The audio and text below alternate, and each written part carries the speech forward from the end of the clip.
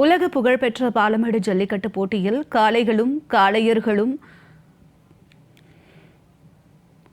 மல்லு கட்டிய போது நிகழ்ந்த சுவாரஸ்யமான முக்கிய நிகழ்வுகள் குறித்து விவரிக்கிறது இந்த செய்தி தொகுப்பு. மாட்டுப்பொங்கல் பண்டிகை நாளில் மதுரை பாலமேட்டில் ஜல்லிக்கட்டு போட்டி களை கட்டியது.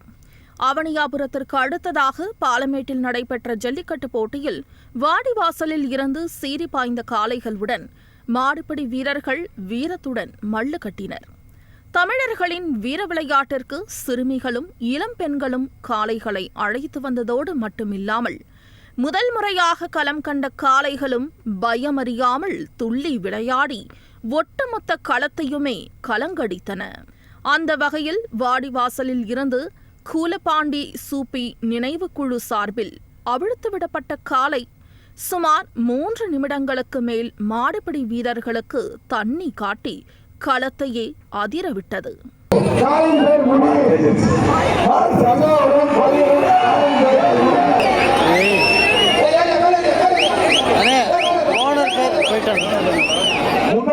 சூழ்ந்திருந்த மாடுபிடி வீரர்களுக்கு மத்தியில் வாடிவாசலில் இருந்து சீறி பாய தயாரான தங்களது காளையை கையில் துண்டை சுற்றியும் விசில் அடித்தும் சிறுமிகள் வரவேற்றது அனைவரது மனதையும் கொள்ளை கொண்டது. ஒருவர் கூட நெருங்க முடியாமல் கருஞ்சிறுத்தையாக ஆக்ரோஷமாக பாய்ந்த காளை மாடுபிடி வீரர்களுக்கு போக்கு காட்டி வெற்றி பெற்று அனைவரது கைத்தட்டல்களையும் அள்ளியது.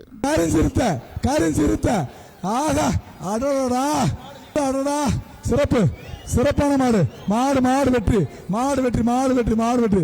பல்வேறு ஜல்லிக்கட்டு போட்டிகளில் களமாடி பரிசுகளை அள்ளிய பிரபல மாடுபிடி வீரர் அபிசித்தரின் காளையும் யாரிடமும் பிடிபடாமல் வெற்றி பெற்றது.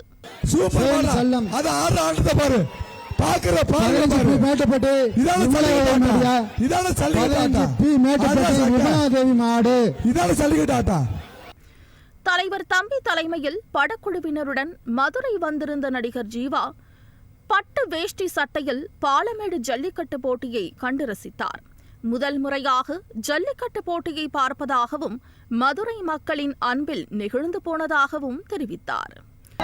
ஃபர்ஸ்ட் டைம் நான் இந்த மாதிரி ஜல்லிக்கட்டு ப்ரோக்ராமுக்கு வந்திருக்கிறேன். உண்மையிலேயே ரொம்ப வியந்து போயிருக்கிறேன். ரொம்ப சந்தோஷமா இருக்கு. நிச்சயமா இது ஒரு மறக்க முடியாத ஒரு பொங்கலாக எனக்கு ஒரு அனுபவமா இருக்கு.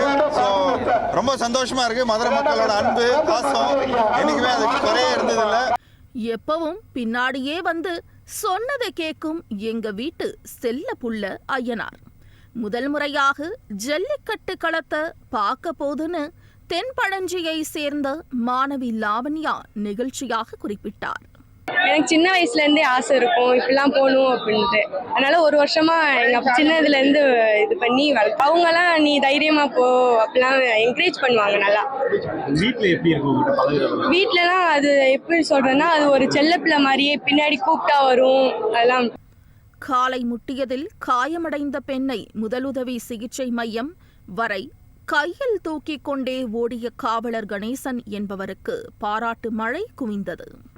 தன்னுடைய காலை எவருக்கும் அடங்காமல் வெற்றி பெற்றதால் நிலையூரை சேர்ந்த நிஷா என்ற பெண் ஜல்லிக்கட்டு களத்திலேயே துள்ளி குதித்து கொண்டாடினார். மதுரை வீரபாண்டி கிராமத்தைச் சேர்ந்த ஓவியா ஸ்ரீ என்ற பள்ளி சிறுமியின் காலையும் வெற்றி பெற்று பரிசை தட்டி சென்றது. இவ்வாறாக பல்வேறு சுவாரஸ்யங்களும் விறுவிறுப்புடனும் பாலமேட்டில் ஜல்லிக்கட்டு போட்டி கோலாகலமாக நடைபெற்றது.